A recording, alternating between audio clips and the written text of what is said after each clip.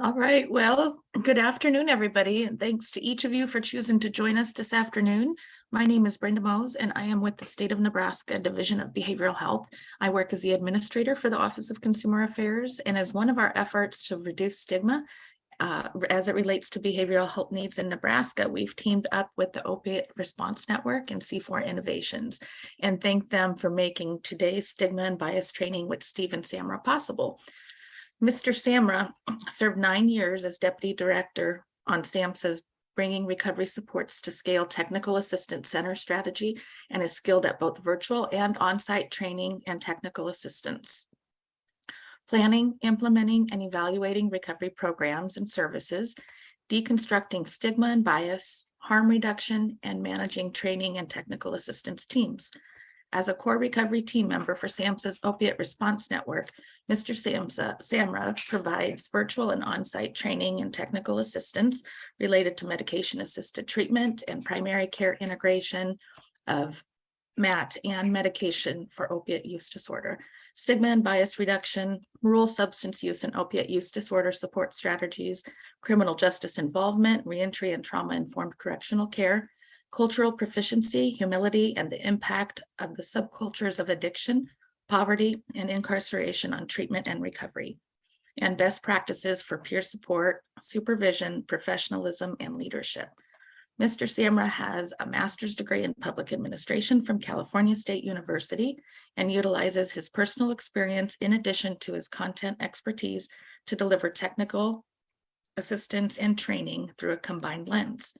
Steven, thanks so much for being here today, and I'll turn it over to you. It's my pleasure.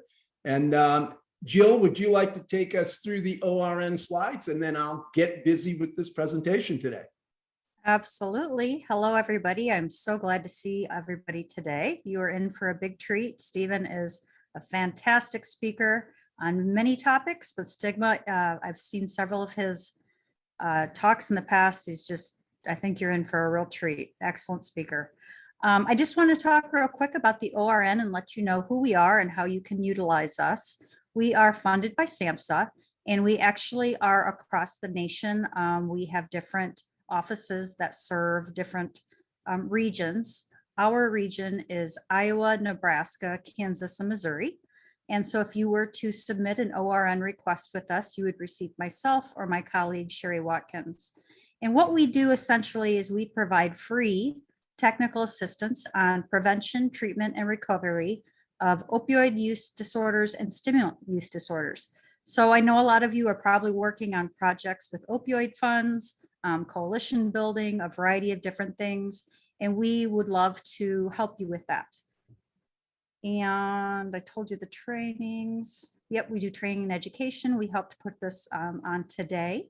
So how you can reach us if you would like to kind of get an idea of how we can help you. And even if it's a request you're not sure fits, but you would like to know, please visit us at the website on here. And there's a spot you can click request and go ahead and submit it, and we will respond to you quickly and go through your concern and see if we can help you. Thank you for having me today. Jill, thank you so much for getting us through the ORN stuff. And folks, welcome. It is just a pleasure to be here in front of all of you today. I'm Steven Samra. I'm a senior associate with C4 Innovations. That's my parent company. And we're going to spend about the next 90 minutes talking about really one of the biggest, for me, it is the largest barrier to treatment and recovery, and that's stigma and bias. What we're going to do is we're going to give a 30,000-foot overview of stigma's use and its impact as a tool that we use, all of us, to control, modify, or influence behavior. There's a bigger training on this topic that's coming December 6th, and I'll share that in just a second. But let me just say that I'll be working with up to 50 people over a 4-hour period. And the whole focus of that is going to be to gain a much deeper understanding of stigma and bias. But more importantly, we're going to use a case study, maybe a couple. We're going to break out into some big strategy sessions with the goal of helping identify and then develop anti-stigma strategies at the levels that you'll understand when we're finished with this particular training today. The goal there is to send everybody out armed with the knowledge and the resources and tools more than anything else that will help you as you move forward the moment you leave that training in how to begin deconstructing and reducing stigma. And again, importantly, how to mitigate the impact of that stigma on the endpoint target, those of us who have experienced that stigma. So the workshop will occur on December 6th. It's going to run from 10 a.m. to noon Central Time. We're going to take an hour for lunch, and then we're going to come back. We're going to get at it from 1 to 3. And again, by the time we're done, we should be able to understand the impact of stigma and bias on treatment and recovery aversion. We should be able to identify and understand every level of stigma. You're going to get that today. And then we're going to practice some strategies that we can use to deconstruct and reduce that stigma and bias in language, in your organization, in your personal life, you name it, we're going to make it happen. So if you're interested, reach out to Brenda Mose and ORN if you need to. But this is going to happen on December 6th, and I am really excited. If you can't tell already, I'm really passionate about this because I'll just share right off the top. This stigma is what kept me from treatment for more than 30 years. And watching people today, particularly dying from an opioid crisis that, has taken over this country, I know that many of us wouldn't have to die if we had the ability to step over the stigma and actually ask for some treatment and some recovery support. So we're going to make that happen. That's our goal. So let's dive in. Here's what we should be able to do by the end of today. We should be able to identify and describe the 3 types of stigma that are out, explain courtesy stigma, restate at least 2 reasons somebody might stigmatize another person, explain the backbone of stigma and why that's going to matter, discuss the impact of implicit bias and why that's going to matter. We should be able to discuss the importance of person-first language to reduce stigma. And then we should have at least 2 strategies for reducing both stigma and bias in the workplace and in your personal life, okay? All right, so we are swimming in stigma and bias. There's no doubt about it. And as you might see from the slide here, there's really not a single definition for either stigma or bias. And while the 2 definitions on this slide are okay, they're okay. Johns Hopkins actually has a definition, I think, that's more concise and clear, and brings an understanding to me really quickly. Stigma means labeling, stereotyping, and discrimination. And one example of this is using disparaging or judgmental terms to refer to mental illness, addiction, people with a substance use disorder, or treatments for any of the diseases related to behavioral health. Stigma is entrenched within the idea that addiction is a moral failing and it's a personal choice. And worse, rates of stigma are extremely high, both in the general public and within professions whose members are going to intersect and interact with people who are dealing with behavioral health challenges. And this includes our healthcare professionals, both on the primary care side and on the behavioral health side. Mental illness is also heavily stigmatized, and both stigma and bias permeate the entire healthcare system. And unfortunately, behavioral healthcare actually has some of the worst perpetrators. And I say that carefully because much of this isn't intentional. And we're going to talk about why, okay? So before we go any further, it's really important that we understand the 3 types of stigma. And then we're going to talk a little bit about courtesy stigma as well. But we really need to understand the 3 different types because each one of them has its own very specific role in how stigma ends up, at the end point target, okay? So micro or internal stigma, these are the judgments and the negative opinions and evaluations that we hold about ourselves, and they affect how we feel and how we act. And this is the stigma that may and often does keep people from seeking services. And it also causes a loss of hope, a loss of self-esteem, a loss of confidence, and it creates a vicious cycle of trying to cope with substance misuse to combat the pain of the stigma that surrounds that use and any co-occurring mental health challenge you might have. And it can also exacerbate a mental health challenge as that person continues to try and deal with the pain and the shame and the guilt that comes with those internalized stigma messages. Meso, or public stigma, is how we think about others, and it involves three different processes. First, we label the differences, and then we connect those differences to a particular stereotype. And then we separate or sort us from them. That's really the fundamental piece of stigma. That's what stigma does. It separates and sorts.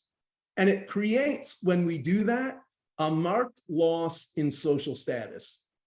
Basically, we have kicked those folks to the curb. They are not like us. And to understand this a little better, all you have to do is think about the shift that happened to people who use tobacco. I smoked a cigarette on an airplane. If you did that today, the marshal would sit down next to you, and you would probably not be boarding your next flight out on time after that happened. Public stigma happens in our closest circles of relationships. And that's why public stigma is so painful. It's our family, it's our community ties, it's our peers and the folks who actually provide our treatment and care. And they're rooted in fear and distrust and betrayal and in disappointment. And if you think about it, many of these attributes, they're also trauma triggers. Now, public stigma can be really difficult to maintain when a biased individual is able to witness firsthand the reality of somebody's recovery. So public stigma is often manifested in memes and signs, comments in print and online media that suggest moral failure. Remember the images of that couple that was overdosed in their car? It was all over the internet last summer, I think. And they had children in the backseat of that car. That's an example of public stigma, because if you saw that image, like I did, you had a visceral reaction to that. I had that same visceral reaction. And, I'll just admit, that's happened to me too. I just didn't have my picture taken when I happened to be nodding out in the car with my son in his car seat in the back. So I absolutely get it. And I know what that public stigma piece was used for.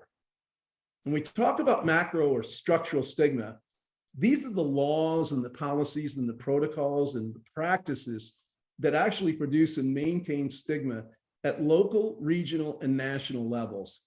And unfortunately, within institutions like healthcare and criminal justice settings.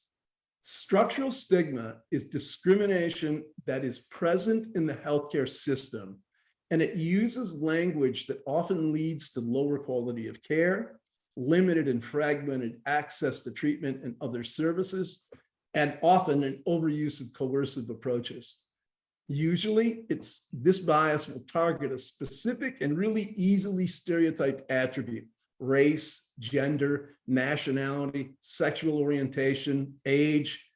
The recent transgender ban in the military, it's a perfect example. Now, folks don't always add courtesy stigma as one of those things that, when they're talking about the types of stigma, but it is a type, And I think it's an extremely important type, because courtesy stigma means that often family members and those who are just associated with the person who has and struggles with a mental illness or a substance use or an opioid use disorder, they get to experience avoidance by others because of that stigma. And they internalizing these messages and increasing a sense of guilt, shame, and a desire to keep it hidden. So they get the same kind of stigmatizing treatment that the person that the stigma was originally pointed at is receiving. And you can imagine that the impact of that courtesy stigma is why folks keep mental health and substance use challenges in their family a secret. Courtesy stigma also plays a more insidious role in our mental health and our addiction services, genre, if you will. Organizations often receive less funding because of the type of service they provide. There's less support money. I looked through the list, a lot of folks in here working in smaller organizations, and you all understand we work on shoestring budgets often. There is often less support money, and we could certainly use more to support recovery and treatment for our brothers and sisters out there still struggling. And as individuals do struggle with their addiction and mental illness, ashamed to ask for support because of stigma, our communities lose those resources that those individuals could provide had we been able to get them into effective treatment. Stigma also perpetuates often irrational and unfounded fears about the person's challenges with a mental illness or an addiction. People who get stigmatized are often reluctant to use services because of these internal feelings of worthlessness. We see, there's the use of myths and stereotypes that are associated with addiction. And when all these things happen, it's really easy for folks who are the targets of that stigma to set up a really simple but logical argument. Addicts are bad people. I'm not a bad person, so clearly I'm not an addict. And if I'm not an addict, then I don't need any help. And then we can twist this argument the other way, and we'll still get the same outcome. Here's what I mean. I am an addict, and addicts are bad people, so golly, I must be a bad person.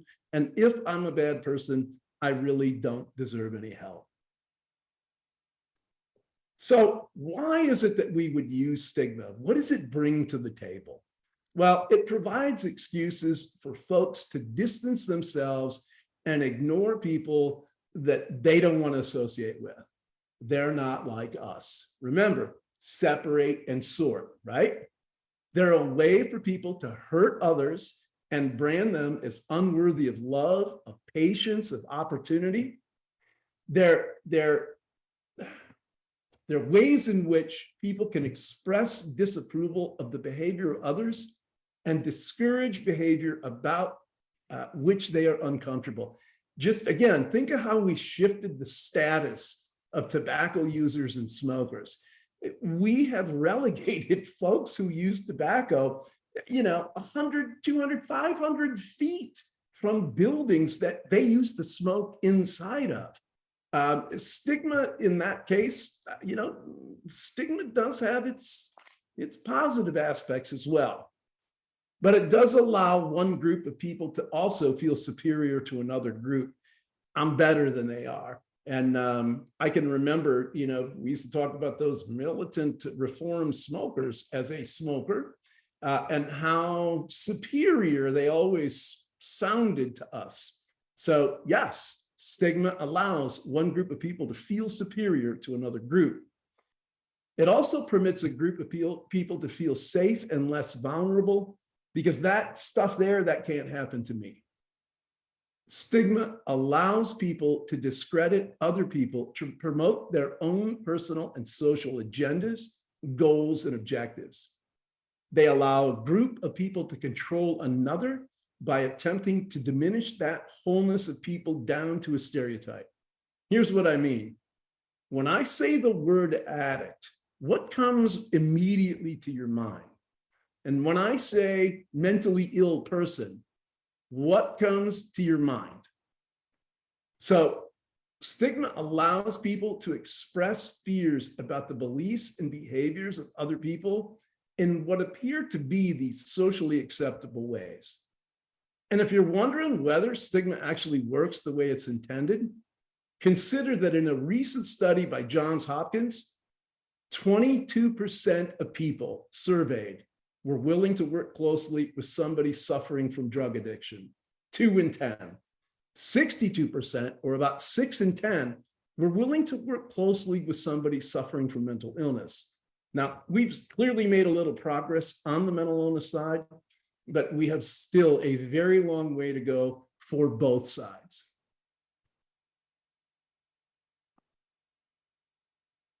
We all know that prejudice, discrimination, bias, blame, and stigma toward people who use drugs or who deal with serious mental illness, it's been rampant. It's been encouraged. It's even been codified into laws and regulations to directly discriminate against those individuals.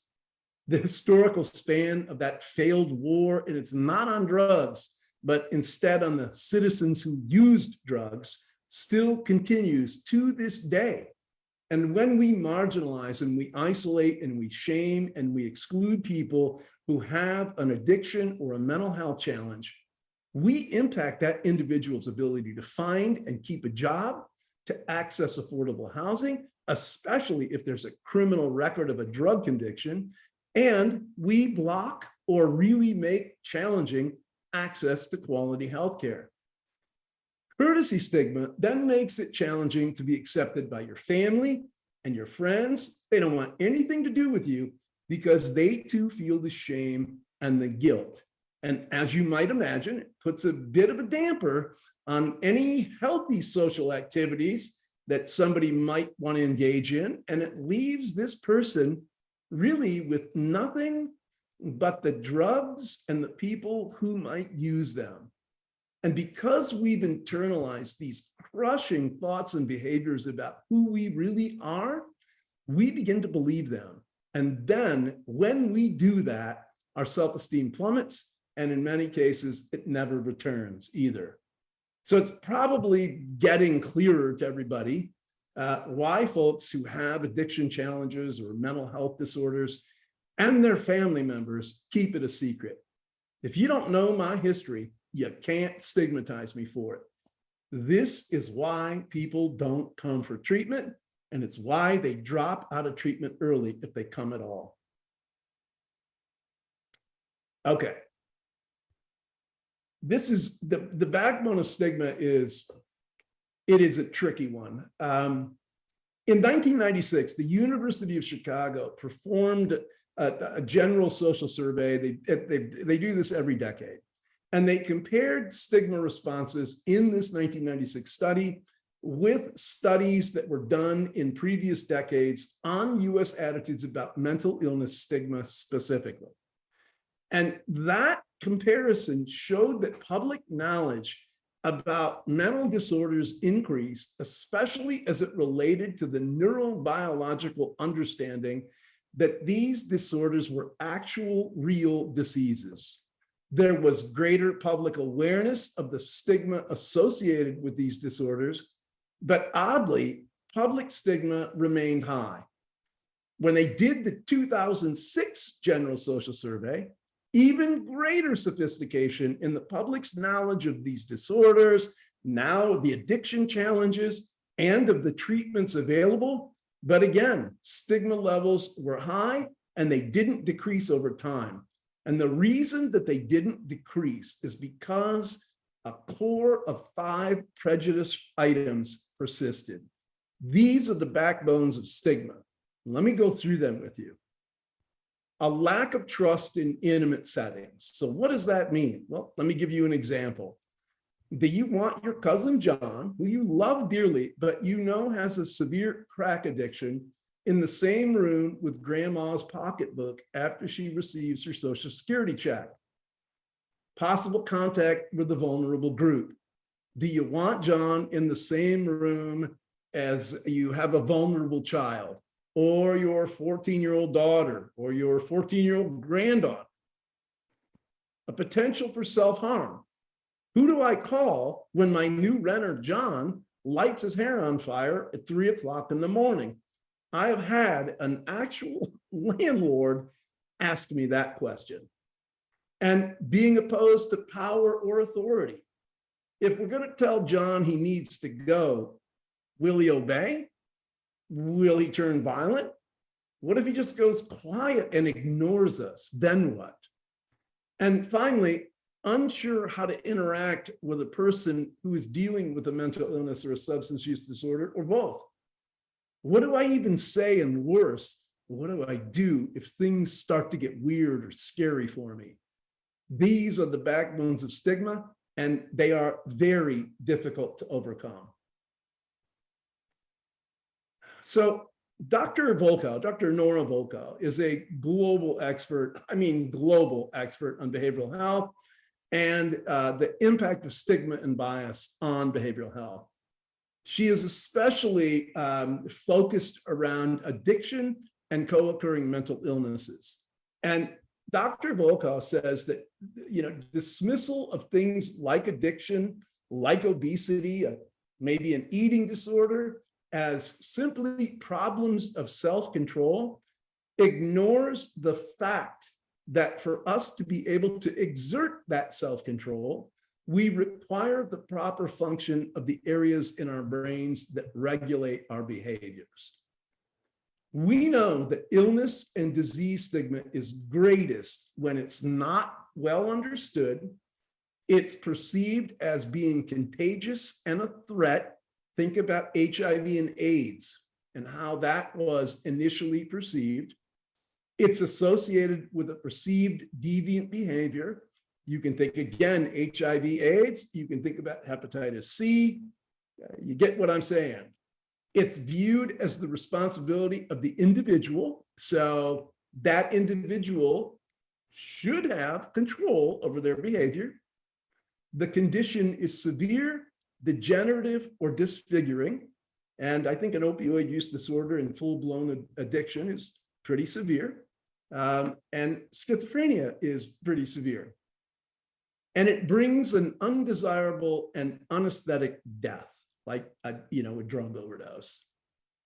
Stigma doesn't just inhibit your help seeking, it actually weakens the impact of the help when it is eventually accessed, because it impacts the individual in the very worst way possible. We know that public stigma sets up the internal stigma. And as the target internalizes this discrimination, prejudice, and fear that they're hearing about themselves, it drops their confidence, their hope, and their self-esteem. And we've learned that the damage to that self-esteem and hope in the stigmatized individual, it creates that rationale to keep this illness secret in order to avoid that pain. The self-doubt negatively impacts the desire for and the commitment to treatment and recovery. Just avoid all of it entirely. I can't deal with that. Worse, that shame and guilt and lack of self-esteem and respect, it creates a perfect condition for self-medication to kill that pain. And the moment the person uses, the cycle begins again with the message from the public stigma causing the discrimination and the prejudice and the fear around this individual. So really, it shouldn't be a surprise that stigma does complicate any illness that is particularly related to behavioral health challenges, but there are plenty of primary care illnesses that also have been heavily stigmatized. The impact of stigma erodes confidence that substance use disorders or mental illnesses are valid and treatable. It's a powerful reason that somebody might be depressed if they were told, sorry, that's not even it's on you, you did that to yourself. It's a barrier to jobs, housing, and relationships. Clearly, that would cause a loss of hope.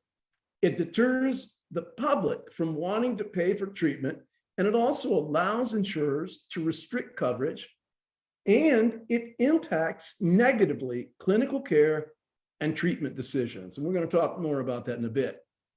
Individuals who understand this from their own stigmatizing experiences know not to tell you anything that you can hold against them. They'll be far less likely to self-advocate, and frankly, they're far more likely to lie right to your face. So there was a recent content analysis. This happens pretty regularly, but it was focused on news coverage of mental health issues.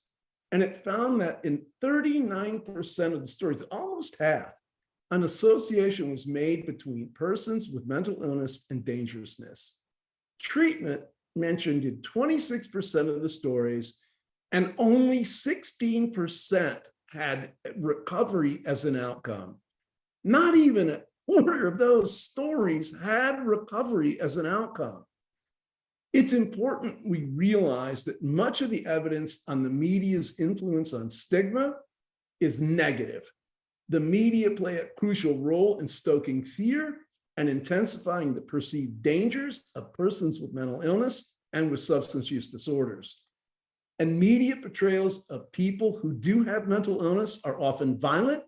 It promotes an association of mental illness with dangerousness and crime. And the media often depict treatment as being unhelpful, and they portray really pessimistic views of either being able to manage your illness or the possibility that you're going to recover from it.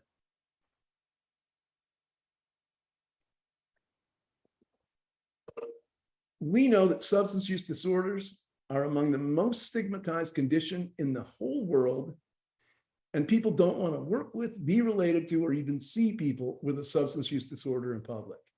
Many people believe that folks with a substance use disorder can and should be denied housing, employment, social services, and healthcare. Some healthcare providers have treated people who have a mental illness or substance use disorders differently, and often with much less compassion.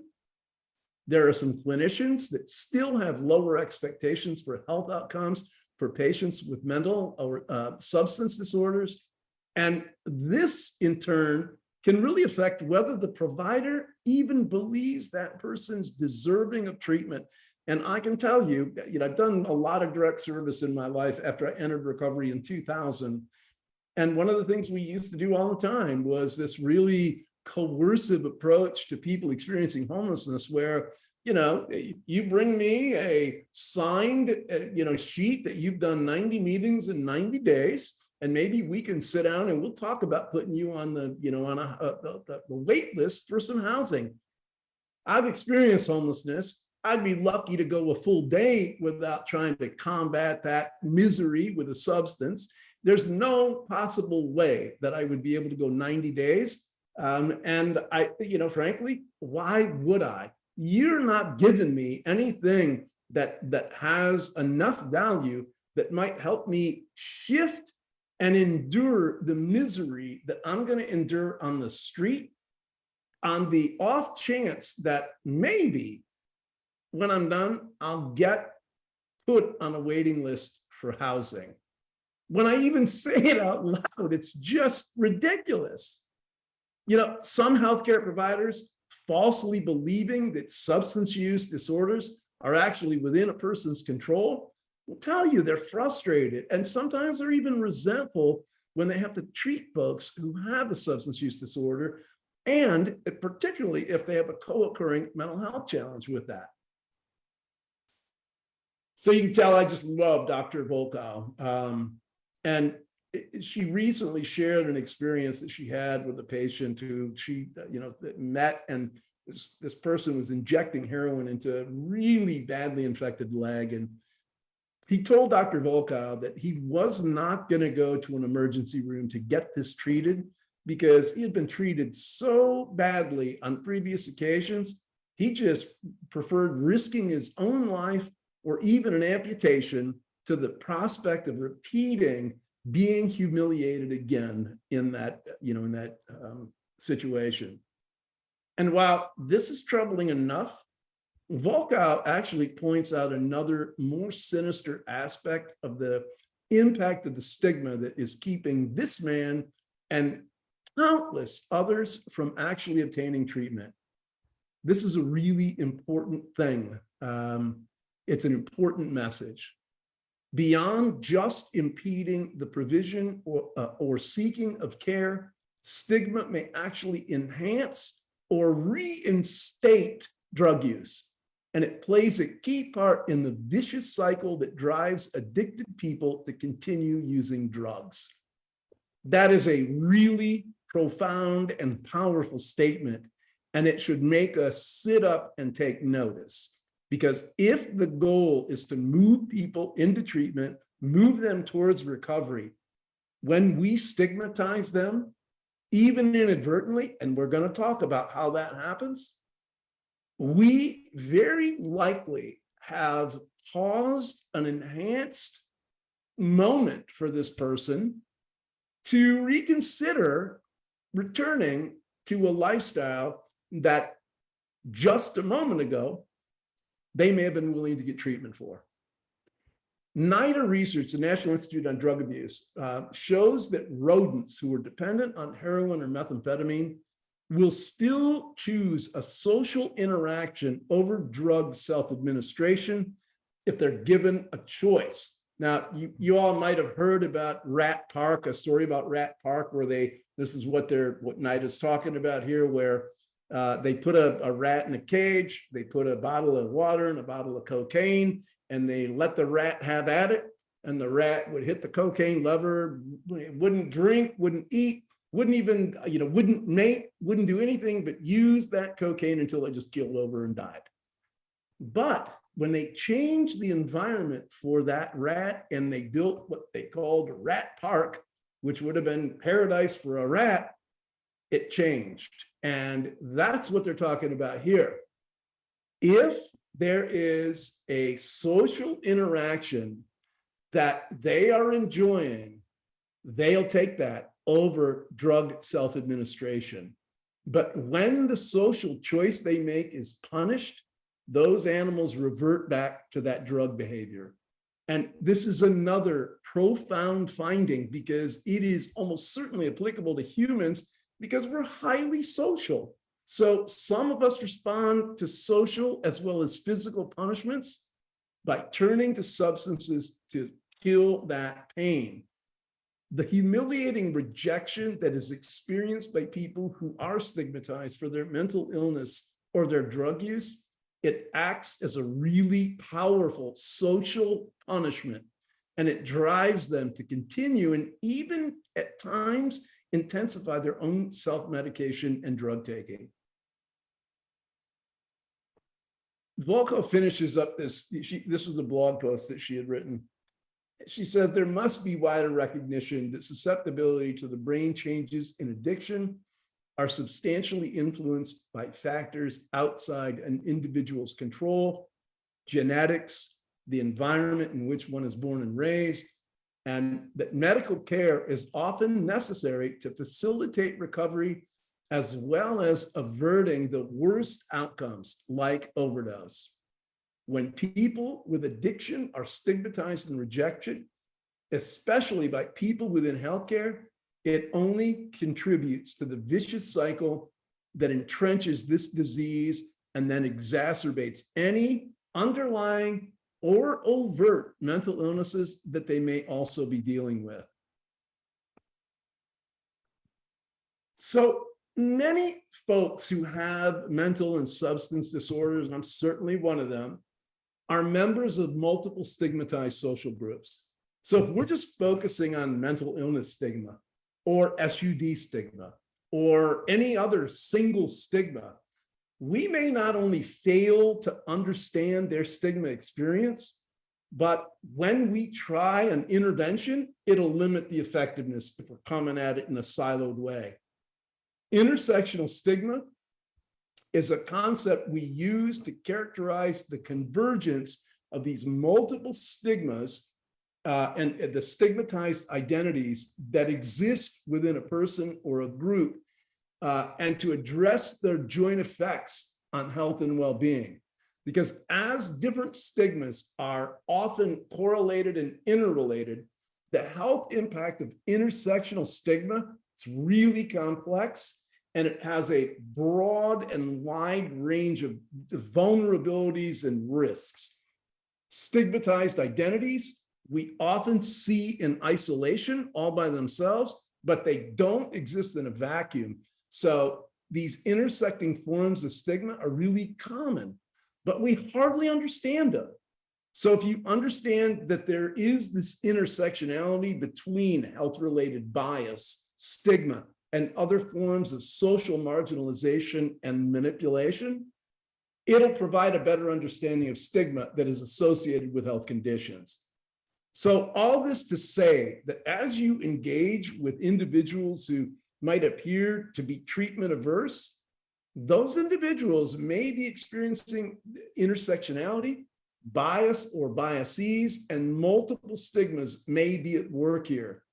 And as with most health-related efforts, and from what we just heard from Dr. Volkow, understanding the social determinants of health and how they can impact the individual can also provide us a clue or some signal that there might be multiple stigmas happening here, which makes the challenge of trying to reduce and eliminate them, or at least help the individual mitigate the impact of some of them, much harder and much more complex.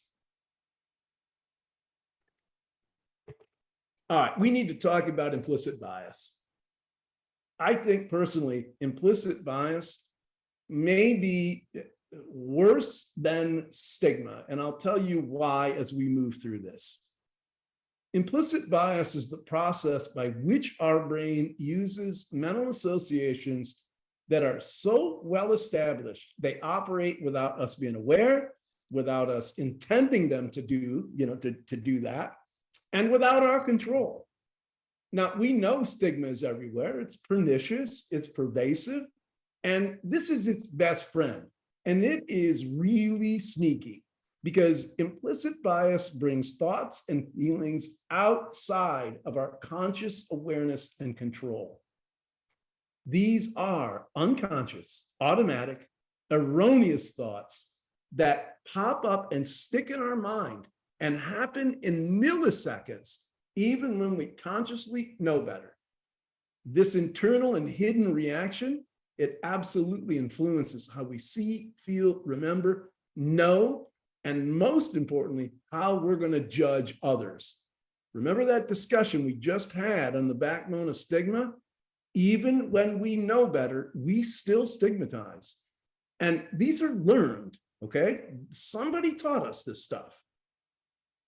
So I want to spend 3 minutes here and give just an overview of what bias is and how to make sense of it. So if this isn't planned, let me know. Y'all can hear it? In the chat if you can. Your brain, by some accounts, receives roughly 11 million pieces of information each second, but your conscious brain is only able to process about 40. How do you handle all the rest? You handle it because you're really using two brains. Your conscious brain, which works with facts and data, has very little capacity and processes information slowly, and your unconscious brain, which is habit and intuition driven, has huge capacity and is really fast. One of your unconscious brain's best tricks is its ability to recognize patterns and use them to assign people and things to categories, allowing your unconscious brain to deal with all of the known, not dangerous issues, and leave only the few unknown or dangerous issues to your conscious brain.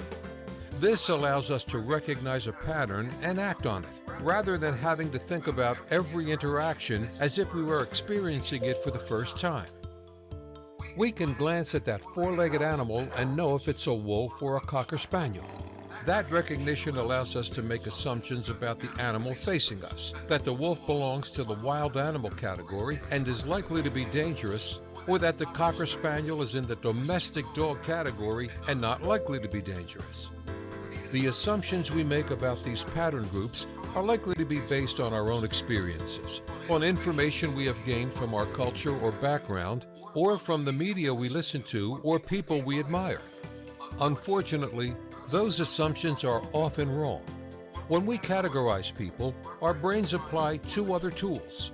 One is affinity bias, a hardwired preference to respond positively to people who look, sound, and act like ourselves. Brain imaging scans show that when people are shown images of faces that differ from their own, it activates in milliseconds activity in the part of the unconscious brain that alerts us to possible danger. This may reflect a survival tool left over from ancient times when danger often came from those outside our immediate group. Today, however, this means the associations and biases are likely to be unconsciously activated every time when we come across a member of a group, even if we consciously reject group stereotypes. In addition to affinity bias, our unconscious brain categorizes people into groups and then connects those groups to our learned ideas or constructs about what is good or bad. Now, we've decided whether someone is like us or not, and whether they're good or not, all within milliseconds of meeting them. So, what can you do to manage your unconscious biases? You've already started by just learning about unconscious bias. Now, identify your own biases and address one at a time by building inclusive habits. Remember, if you do not intentionally, deliberately, and proactively include, you will unintentionally exclude. So I really like that video just because it is a short but really succinct and frankly spot on description of bias. And you can really get into the weeds around bias. We're not going to go there right now, but if you're interested at all, I really encourage you to do a little bit of your own homework. And as we go through this, you're going to see why. So some of the implications of implicit bias, look, we tend to see an individual as a representation of a particular group rather than as an individual. So if I saw somebody and I said, look, there's a junkie over there, what would happen to you? Think about what goes on in your mind right now when I said that. We see an individual as a representation of a particular group rather than as that individual themselves. And we have distilled them down to the most pejorative label that we can put on them in that process. And we tend to favor and prefer, as you heard, and associate positive characteristics with members of the group we belong to. And we tend to do the negative characteristics or disfavor members of groups that we don't belong to. These are the foundation of stereotyping, of prejudice, and ultimately, many times they result in discriminatory decisions or actions, even when those decisions or actions are not what we consciously had intended or acknowledged. There is evidence from hundreds of thousands of individuals, and it shows that the magnitude of implicit bias towards members of those outgroups is large. Implicit bias often conflicts with the conscious attitudes and intentional behaviors that we have, and it influences behavior towards those who are the subject of that bias. It's shaped by our personal experiences. The attitudes of our family and our friends and folks that we've been exposed to, our living and our working environments, our culture, including the media and the movies and the shows and the books that we might watch.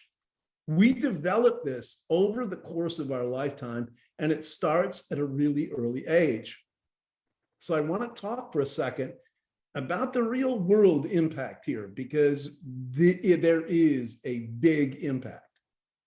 The implicit associations test, it's the IAT, it's the most often used measure of implicit unconscious bias and automatic responses of attitudes, stereotypes, and prejudice. And the IAT measures the strengths of the associations between concepts like Black people, gay people, evaluations like good, bad, and stereotypes like athletic or clumsy.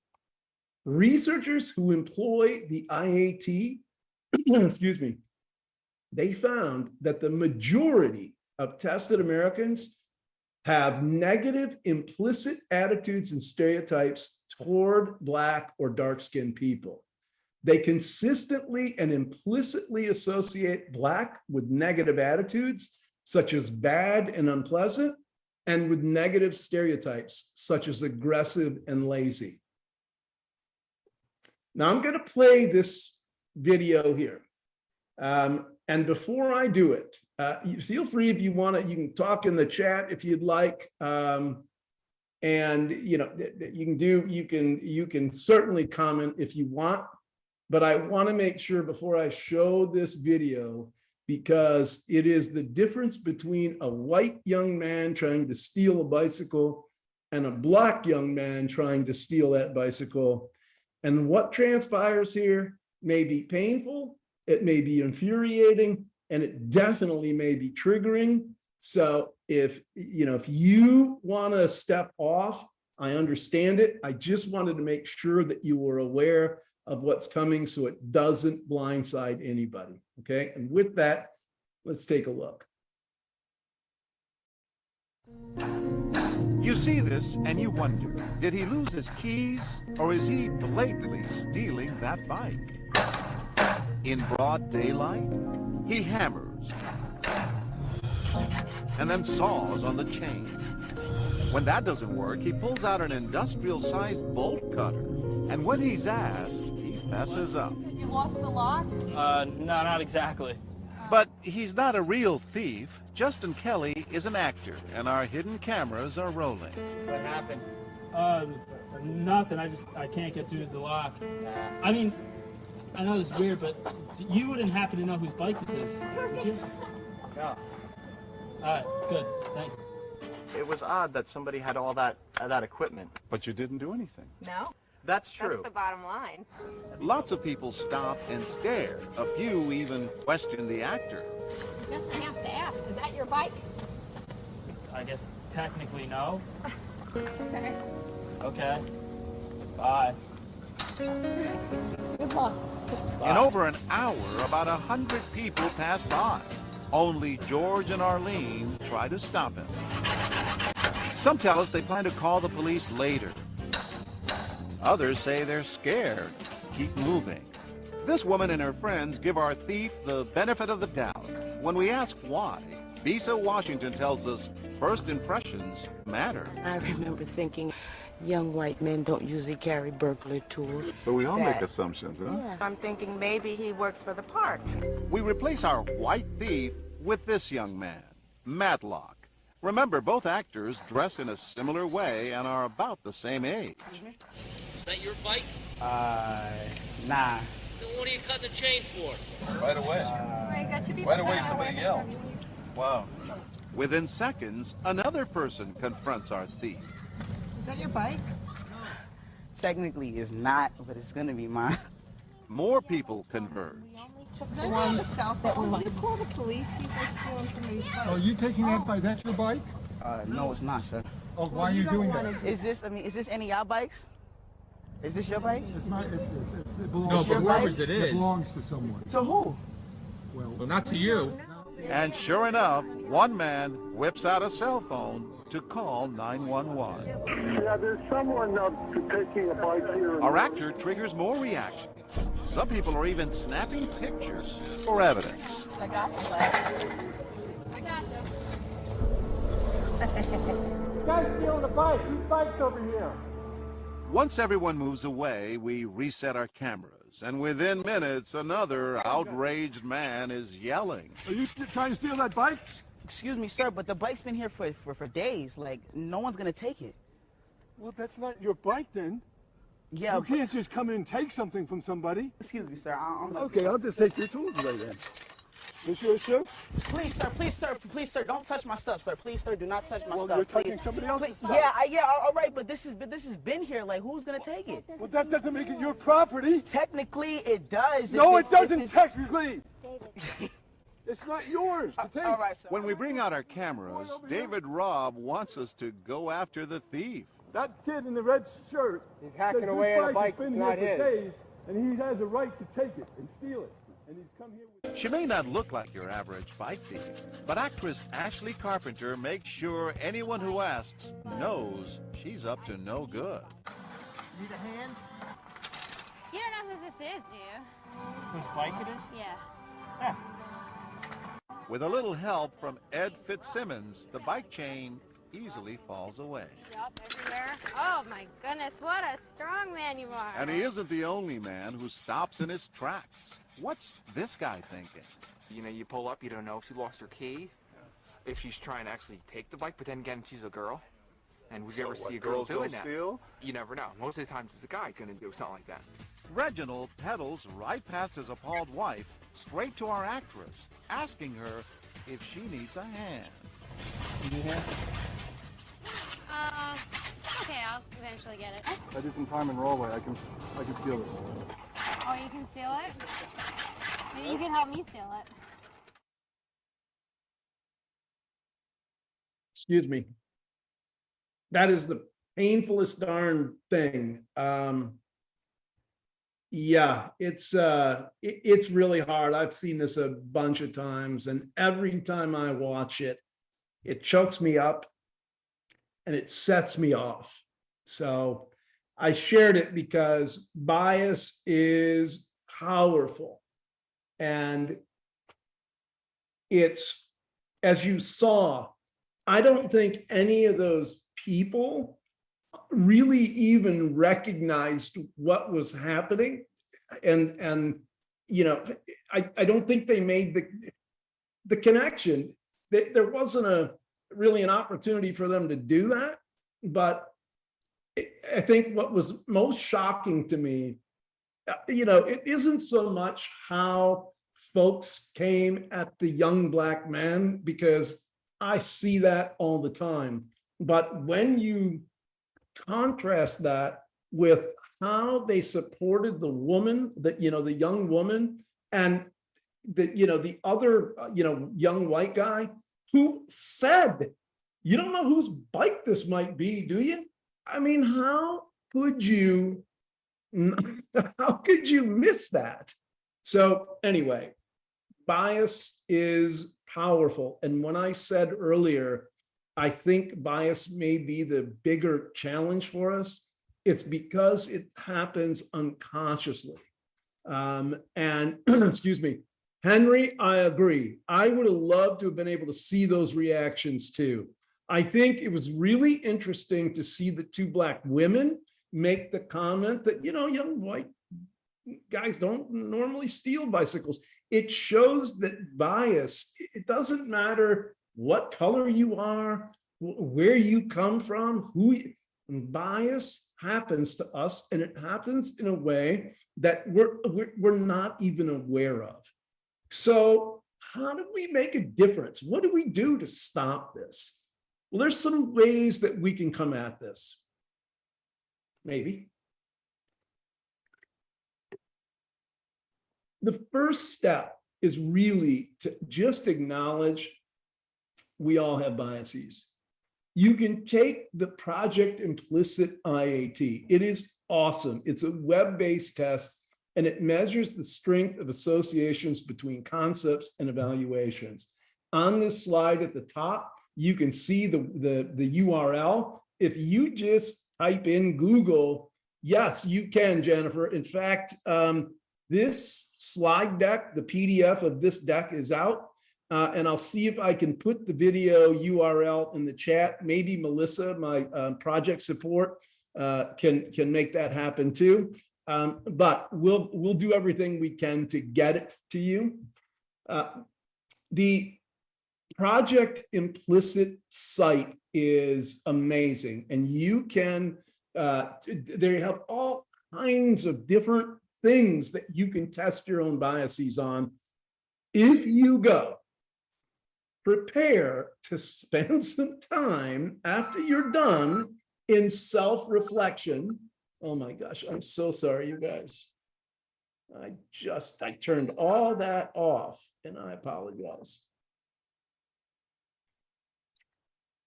Prepare to spend time thinking about yourself, because you're likely to find some stuff about yourself that you're going to be uncomfortable with. I certainly did. And I still occasionally will pop in and do it over because I need to know. We all carry biases. We also need to participate in some trainings. That's what you guys are all doing today. And not one and done. Stigma, bias reduction, it requires consistent attention. It doesn't go away and it evolves. It's very sneaky. It's very pernicious. It knows how to adapt. So you have to participate in trainings and other educational programs that raise awareness about stigma, implicit bias, and the impact that it has on us and on our community. We can build some new relationships with folks who are outside of our groups, okay? That's super important because you're not going to be able to expand your perspective without that. And you want to consider the attributes of the individual apart from the group and focus on the things that you have in common. Remember when I said before, think of the term junkie. We've distilled that down to the very worst, but I can tell you that person likely had somebody in their life that really loved them. And they probably had some real hopes and dreams at one point in their life. And they probably have done things that if I could spend some time chatting with them, we'd probably have done similar things. So it is about moving outside of what you default to and actually learning about the individual aside from their group. And what we're trying to do here is just take in a different perspective of a person.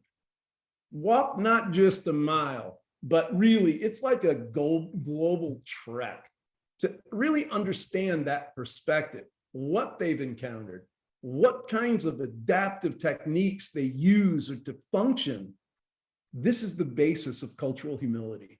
And that introspection is critical in moving beyond implicit bias. Hold yourself responsible and don't dismiss your accountability simply because those implicit biases got triggered automatically without you being aware. You have to remind yourself over and over that an inclusive culture leads to better buy-in, it gives us better creativity, and it helps us find solutions that really benefit all of us and not just a particular group of us. There's a handout that goes with this. It's called the Recovery-Oriented Language Guide. And I think it says MHTTC at the end. So I've actually got several handouts. There's one on, there's a couple on language and words matter. And then there's a stigma overview, a stigma toolkit.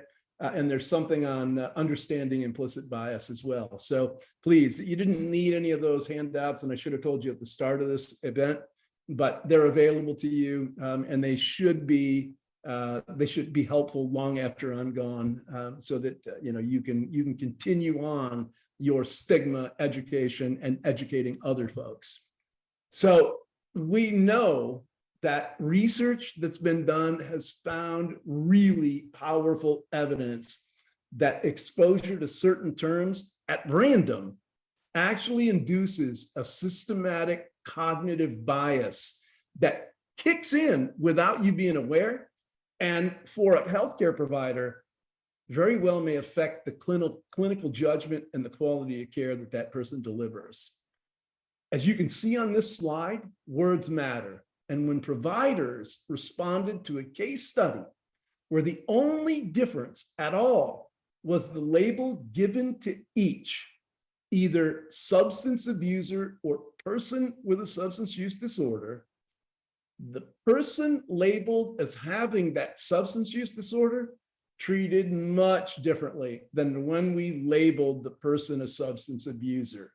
Because when we did that, the mindset was that they were less likely to benefit from treatment, more likely to benefit from punishment, more likely to be socially threatening, more likely to be blamed for their substance-related difficulties, less likely that their problem was the result of a disease or illness that they didn't have any control over, and that they were more able to control their substance use without any help. And worst of all, these differences weren't small. They were huge. The only one that wasn't was the social threat. That was a medium-sized difference. It's still big, but that's scary. And every individual, I don't care who you are, as a human being, we deserve to be treated with dignity and respect. And as part of the effort to end discrimination and segregation in employment, in education, in our communities, it's important that we eliminate this prejudicial or stigmatizing language wherever we find it. And we talk about why it's stigmatizing when we find it, because words matter, and they label and they create perception and misperception, and they can hurt you. Sticks and stones might break your bones, but words can lead to an opioid overdose. They can. They can limit, and they can convey very powerful and long-lasting messages. So we use person-first language because it's an objective way of acknowledging and communicating and reporting on disabilities and conditions. It eliminates generalizations and assumptions and stereotypes because it focuses on the person rather than the illness, the condition, the disability, the disease, or the group. And one of the fastest ways that we can begin raising awareness about this impact of stigma and bias, not on the targets, but on those who may be holding the bias or stigmatizing out of ignorance, and hopefully not out of malice, is to change the darn language we use. But folks, we need to go further. When we identify that language we use, it's really important we tell others why that word or phrase is stigmatizing. We have to normalize that stuff, and we have to point it out. Bystanding is no longer allowed because many people aren't even aware something is stigmatizing. Think about Aunt Jemima's pancake mix. That recently was changed to the Pearl Milling Company. And I think many people would not have had any clue that that was as stigmatizing as you could get. And good for the Pearl Milling Company that they recognized it. And all this to say, those words matter, and they matter a lot. So how do we change this language? Well, and again, you've got a handout, couple handouts on language. That recovery-oriented language guide is excellent. So, take some time and look through there because it will help you learn how to change your language in order to improve our care. We avoid terms like schizophrenic or addict. We use person-first language, person with a substance disorder, individual with a mental disorder, because it helps shift the mind's perspective.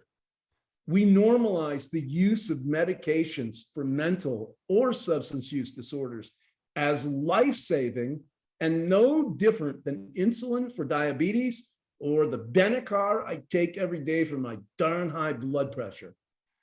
Using medically supervised withdrawal or return to use, way more accurate, and as we learned, far less stigmatizing or bias triggering than saying things like taper or relapse or wow, they just gave me a dirty. You just think about the bias and the stigma that is attached to all of them.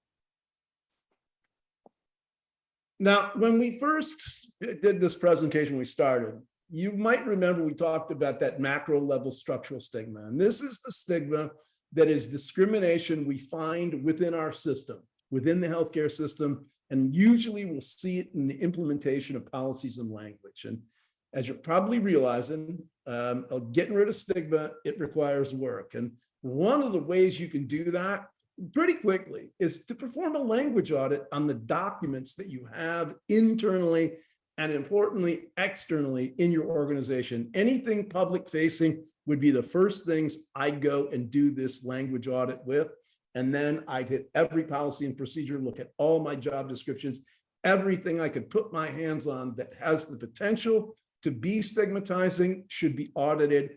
And it would be a real simple task to change a few words in those documents and bring them up to date, reduce some of that stigma and, identify the bias. It's not hard. It's just that, it's something you have to be intentional to go do it.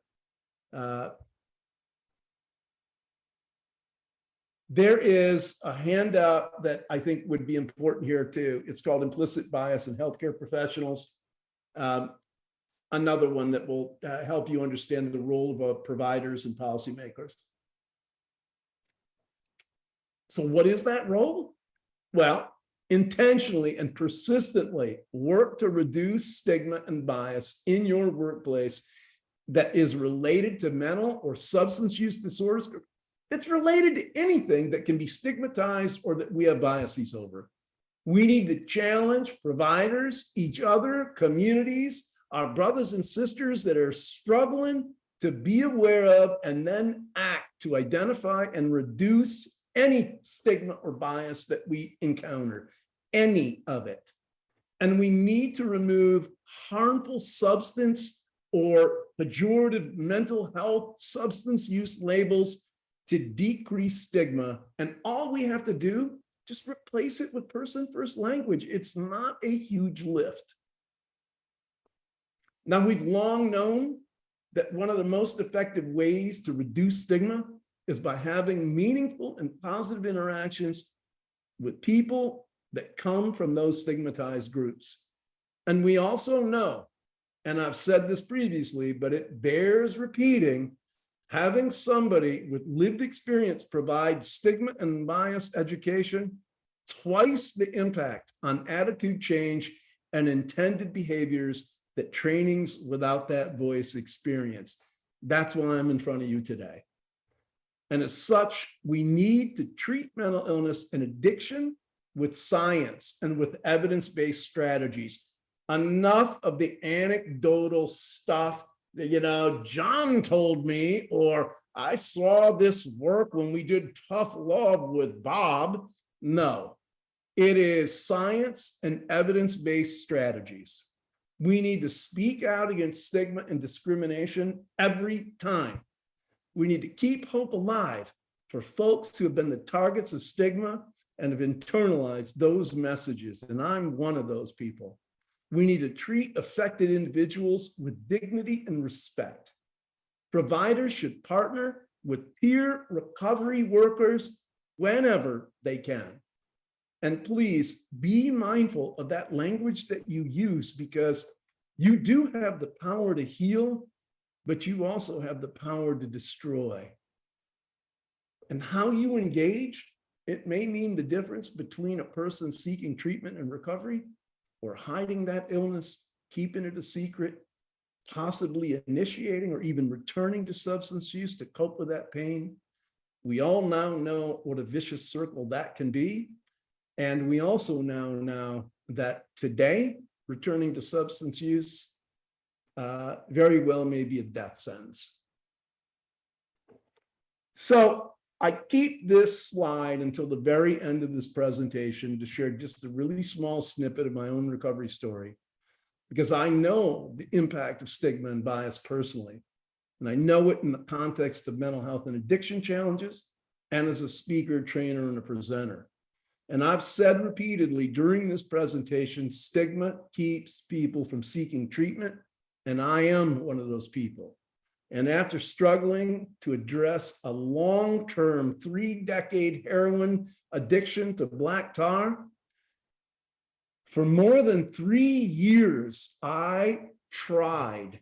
And in that time, racked up 3 overdoses in the process. It was my partner who finally pushed through the courtesy stigma that she had to experience. And she demanded that I either begin medication-assisted treatment or our relationship was done. Now, I've been 22 years in the most wildly successful recovery. I've been employed for more than 11 years with the same employer. That's the first time that's ever happened for me. I am a nationally recognized subject matter expert on addiction and behavioral health challenges. I have achieved every milestone and then some that SAMHSA's laid out in their 4 domains of recovery: health, home, community, and purpose. For all intents and purposes, you guys, I really am living that satisfying and productive life in recovery that SAMHSA says we all deserve. And yet, every single day, even today, I still feel the painful and demoralizing and hope-killing effects of stigma that were heaped on me decades ago now. I still struggle to like the person looking back at me from the mirror, forget about ever loving that person. And I still feel like a complete failure with every single mistake I make. I can't even ask for salary increases because I know inside I'm actually worthless. I should just be grateful that I even have a job. I can't go to the pharmacy to pick up my medications because the stigma that I encounter by pharmacists and pharmacy techs, it's humiliating, it's painful, and it's super stigmatizing. Many, many times, the impact of stigma was the basis for my use that day, trying to hide from it, cope with it, and often just honestly accepting that what they said about me was true. So I'll close this session with something I've said before, but it is critical that all of you understand this. If your role is to support or treat those of us with behavioral health challenges, it is not the drugs that are killing us.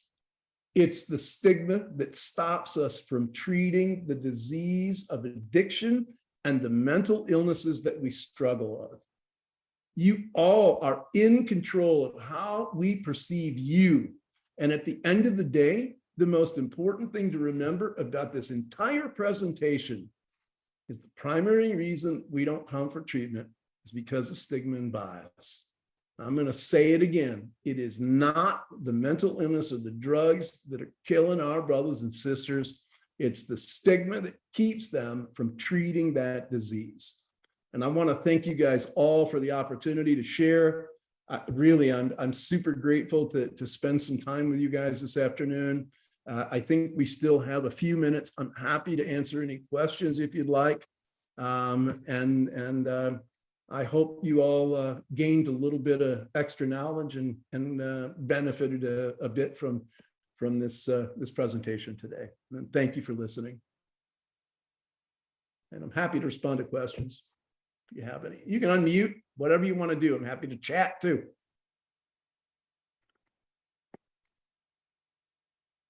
You guys are really kind. I'm watching the chat fly, and that's really kind, you guys. Thank you. I mean, it means a lot to me to see that. It does. And I'm so glad that I can, share. It matters. And the big training I'm doing on December 6th, it's very similar. I actually come in with a co-trainer. She's an amazing woman, a powerful Latina woman in recovery who's gotten her master's in social work and still does peer work. She is amazing. And together, we've done this training before. We did it for the CDC the last time. It is super powerful, and it will change how you approach stigma for the rest of your life. I guarantee it. So, and Heather, thank you. That's really kind. And I am one of those. I have mental health challenges. Listen, when I talked about I give you the big rundown, but I have the big 5 of behavioral health challenges. I spent I have an opioid use disorder. I have been treating with medication-assisted treatment, therapy, and peer support. Of course, Tammy, did you not just hear me? You know I do. I absolutely do that.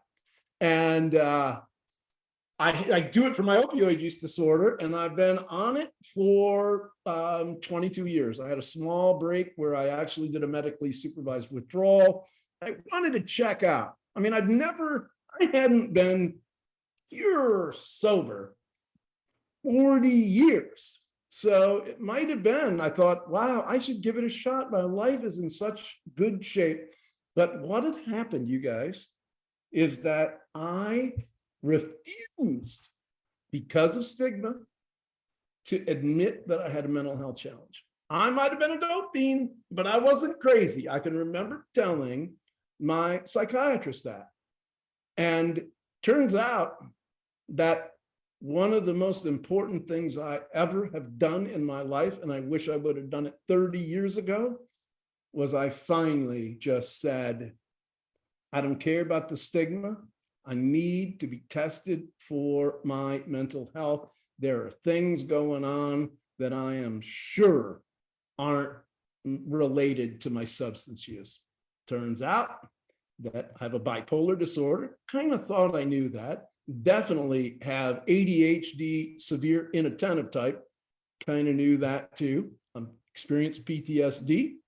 And I also, have dealt with the trauma. Well, my ACE score is a 9, if that'll give you any clue about the trauma that I've dealt with. But that trauma has, impacted me in many ways. And during the time I was homeless, certainly a traumatic experience. My couple of years in state prison for a nonviolent cannabis crime in a state where that's totally legal now, that didn't help. Kind of been through the big 5 of behavioral health challenges. And Julie, thank you. Yes, look at me now. That's right. Because in recovery, I'm fearless now. That's why it says, wearing the past on my sleeve, I will tell you every one of my warts and, all of this, because if we don't normalize this, this is a disease, right? It's not a moral failing. It's a disease, and it almost killed me. It almost killed me 3 times. And it would have taken me away from my 4 children and my beautiful wife and my dogs and the fishing I do. I am so grateful for recovery today. I am so grateful. And I'm really grateful for everybody's comments here. And you guys have been really, really kind. So I'll stop talking now. I'm kind of running out of gas. It's sort of towards the end of the day. Steven, there's one question from Tammy about candidates for medically assisted recovery. Say it again. Wait a minute. Say that question again, Melissa. Tammy had a question. Who are the best candidates for medically assisted recovery? Thank you. Anybody who says, I think I want to try Matt, they are the best candidate. If they have used an opioid at all, and they are telling you, I need to try Matt, you should listen to them, okay? And in fact, I don't mean to advocate that Matt is the panacea, but it is the gold standard for opioid addiction, the gold standard. It is an evidence-based approach. It's been around since the earth cooled. We have mountains of data about its effectiveness. And we also know that compared to a abstinence-based only approach, we see Matt carrying people 70% past 1 year without relapse, or without the better word, return to use, right? In a straight abstinence-only approach, those of us with OUD, about 10 to 15% of us will make it. The rest of us will return to use within a year. So anybody who tells you, I am really struggling with these opioids, I don't care if they're taking Tylenol with codeine, you should listen, because these spiral out of control in ways that it's hard for people who haven't been there to understand. And once we have our first sick, it's all over, okay? It's all over, because now that drives us. And there's a whole conversation about the subculture of addiction that I could dive into right now, but we're out of time. So I'm happy to share that to anybody who wants to hear it, that's for sure. But to answer that question, if they tell you, golly, I'd like to try MAT, get them to the clinic, get them to that Butte doctor, get them there. And the faster you do that, the more likely it is that you'll save that person's life in the long run. I hope that answered the question, Tammy.